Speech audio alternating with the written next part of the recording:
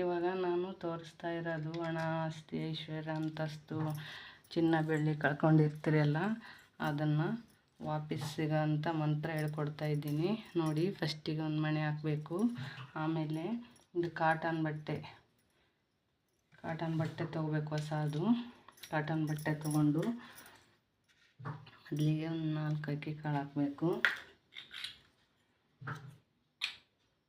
ಅರಿಶಿನ, ಕುಂಕುಮ,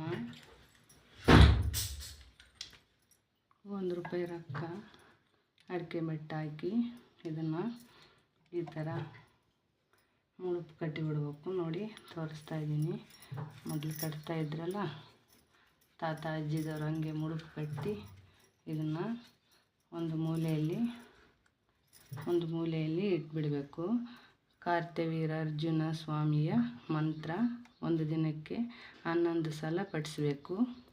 ಅದು ಸಿಕ್ಕ ಮೇಲೆ ಈ ಸದ್ಯ ಸಿಗದೇ ಇದ್ರೂ ಆಮೇಲೆ ಸಿಗುತ್ತಲ್ಲ, ಆವಾಗ ಈ ಮುಡುಪು ಕಟ್ಟಿರ್ತೀವಲ್ಲ ಇದ್ರ ಜೊತೆ ಇನ್ನೊಂದು ಸ್ವಲ್ಪ ರೊಕ್ಕ ಸೇರಿಸಿ ದೇವಸ್ಥಾನದ ಉಂಡಿಗೆ ಹಾಕಬೇಕು.